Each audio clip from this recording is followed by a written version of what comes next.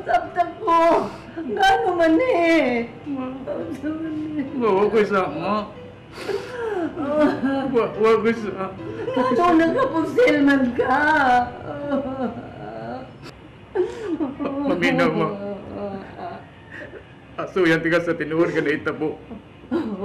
Sige, pasabta ko. Pinda palit atong kasabutan, Santi.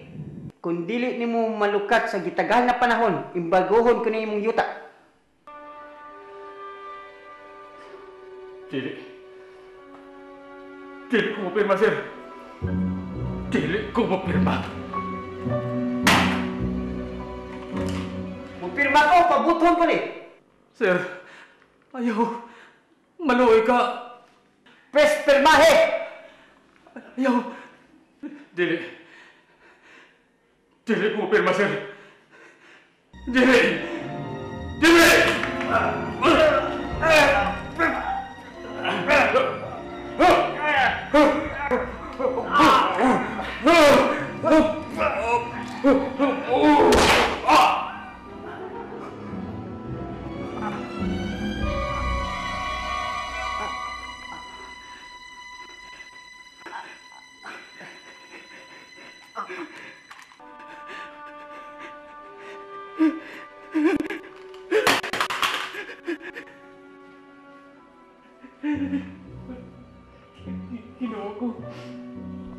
Ginawa ko! Sir! Diyos ko. Gituis nila ang istorya. Dili tinuod na nilang gisulti ka na ako. Nanulis ko nung ka. Buti kong pasyon si Sir Victor.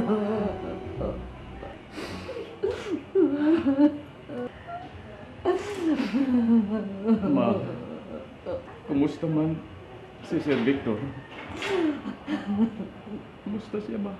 Wa ko'y kasayuran sa nahitabo niya, Santi. Kaya pa siya sa ospital. Ma, walang tinawtang na itabo ni Sir Victor. Walang mong tama. Kasi siya rin nagkapamatuon nga wa ko isa. Nga dili ko tinuya pagpatay niya. Iya kong gitiunan si pistola, ma. Igo ko lang giilog. Mito Dili ko tuya pagpatay niya, ma. Mito ko di mo, Santi. Ma.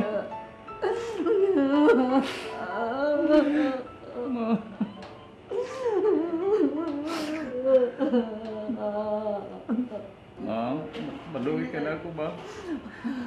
Pwede tayo paagi nga. Ang pagkapangita mo kwarta nga, ikapyansan ako. Sabangin ko, ma. Sabutan ni namo ni Leo. Si Lia, di bilang nato pahibaw ni nahitabo kanino, Santi. Ayaw, ma. Ayaw pibawas niya. Kaya tigaling mahasol siya. Tigaling mabada lang yung pag-eskwela. Ayaw si pibaw.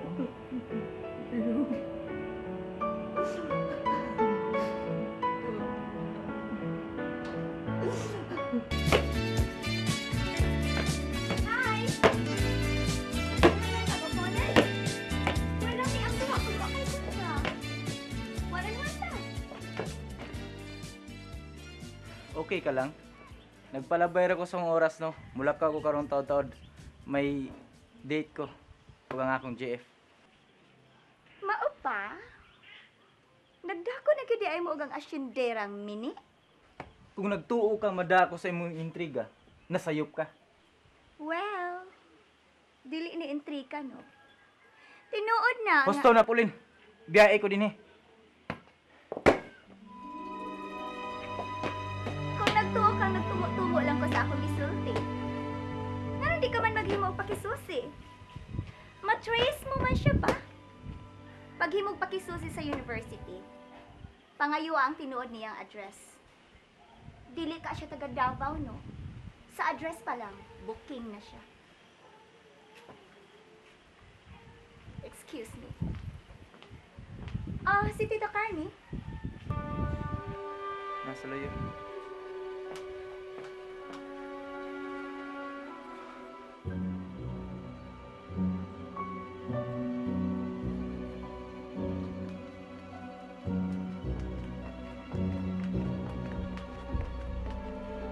Tita. Oy!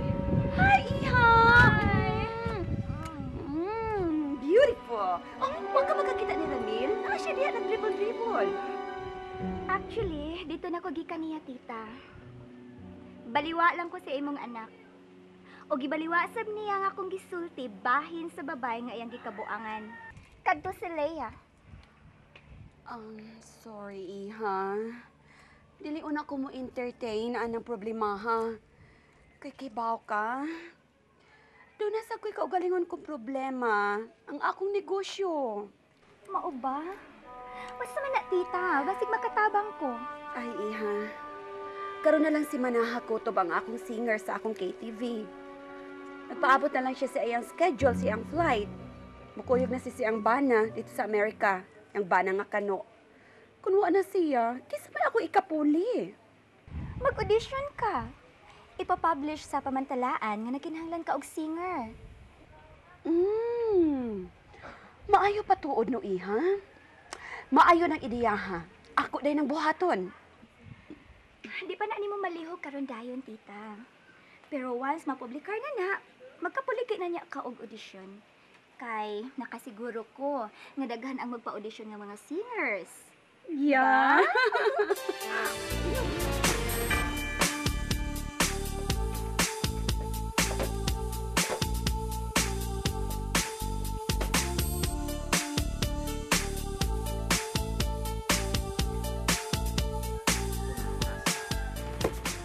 Nagsabot mi ni Lia nga magkita mi karon. Magilis na ko. Madritso na mismo ang butanan. Karon na may solusyon ka na, tita.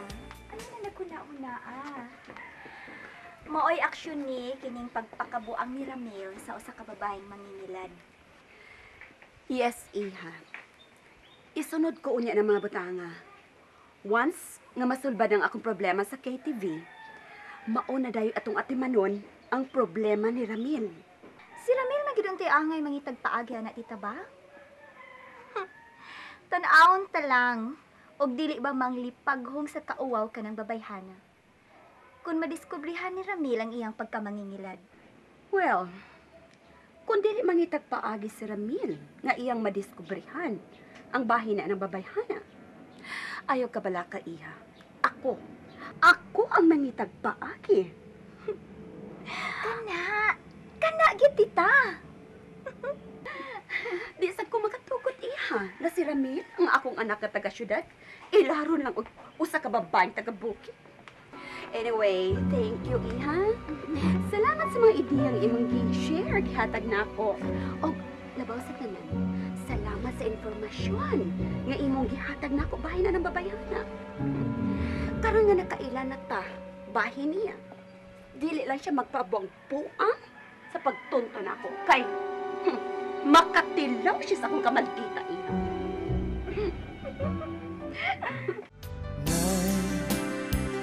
Hain ka man nga nung nahanaw ka ning kiliran